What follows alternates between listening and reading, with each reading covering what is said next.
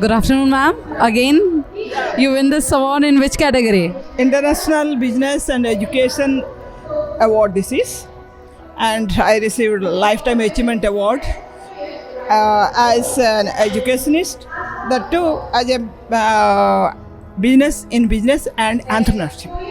So, any kind of major situation or major kind of you faced in your journey in education sector, difficulties? You see, I have worked all over India, and I have worked as an educationist under NASA also, as a NASA educators, we call it as. And I worked as a principal, and I worked as a lecturer economics. So to reform the human resources at different stages, especially the younger generation, those who are, and how to reform them, how to develop their personality, how to achieve skills in them.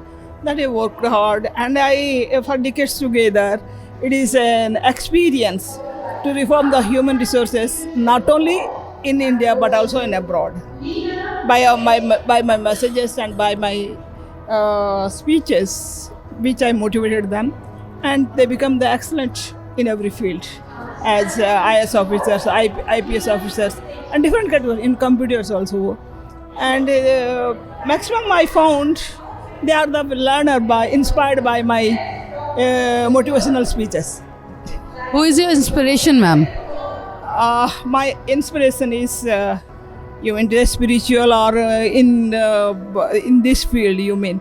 I was actually from the childhood I am more inspired by Gandhiji, and his ideals alike.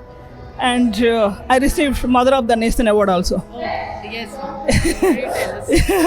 So as you can say that a patriot from my heart.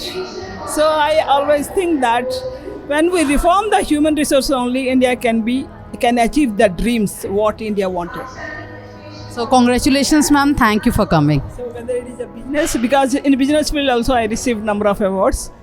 It's an International Business and Education Award at Dubai, at Singapore. So these are the things which I mean to say that I'm from economics background, and I have done doctorate from the American University, doctorate in philosophy and business management, and master degree from India, Berhampur University. So this as an economics background, as an entrepreneurship, business management, that teaches us how to become the best entrepreneurs in the world.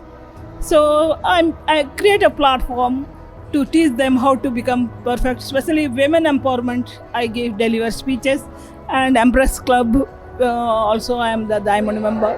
So I work hard. This year also I got that is National Women Parliament Forum, that is National Women's Excellence Award for women empowerment, to make them economically self-reliant. So online also we organize the platforms, Zoom conference, and we discuss and we motivate them how to make better and how to be economically self-reliant. That is the main motto behind it. Just when we are human beings, we have to help our, you can say, the women folk for social and economic justice. Then only our life will be worth. Got my point? Yes. Just educating oneself is not a thing. Earning money is not a thing.